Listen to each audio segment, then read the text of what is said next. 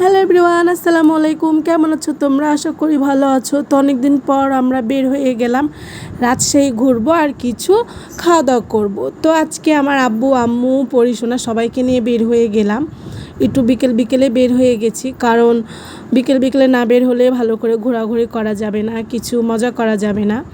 এর জন্য তো আমরা বের হয়ে গেছি। তো আমরা কোথায় কোথায় যাচ্ছি তোমরা সব এই ভিডিওতে দেখতে পাবে। তো এই তো আমরা চলে এসেছি, আসিনি এখনও, মাত্র যাচ্ছি। তো এখানে অনেক সুন্দর সুন্দর সব খাবার বেসছিল। আর কে কে জায়গাটা চিনো প্লিজ আমাকে কমেন্ট করে জানাবা। অনেকেই চিনো, যারা রাজশাহীর আছো তারা তো চিনোই। তো এই তো আমরা এখন যাচ্ছি, কিন্তু কোথায় যাচ্ছি এটা জানছি না। আমার আব্বু বলছে চলো তোমাদেরকে নিয়ে যাই একটা হোটেলে খাওয়াতে, মানে রেস্টুরেন্ট, হোটেল অ্যান্ড রেস্টুরেন্ট। তো আমরা বলতে বলতে এখানে রাজশাহী মহিলা কলেজের সামনে দিয়ে চলে যাচ্ছি। তো কে কে চেনো এটা আমাকে জানাবা।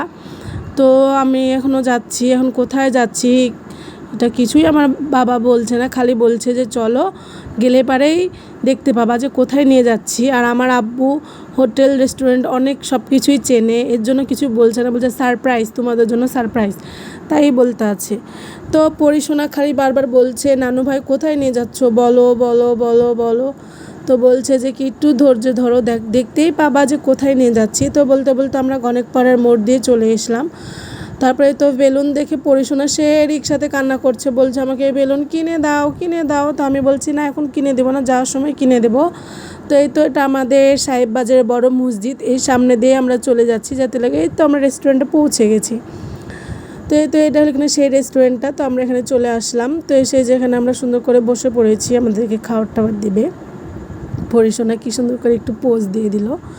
তো এখানে আমরা ওয়েট করছি, আমার আব্বু আম্মু গল্প করছে, পরিশোনার সাথেও গল্প করছে আমার আব্বু। আর আমার আব্বু মনে করছে যে আমি ছবি তুলছি, না আমি তো ভিডিও করছিলাম, এর জন্য। তো এখানে তো খাবার নিয়ে চলে এসেছে। তো আমাদের এখানে দিয়েছিল তন্দুর রুটি, চিকেন চাপ, আর এগুলো সব ছিল।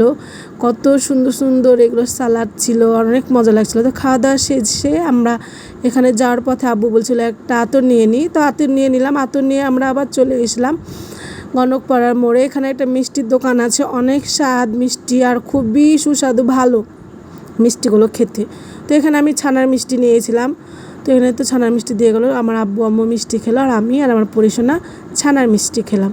তো দইও খেয়েছে, আমরা কিছু পার্সেলও নিয়ে নিয়েছি।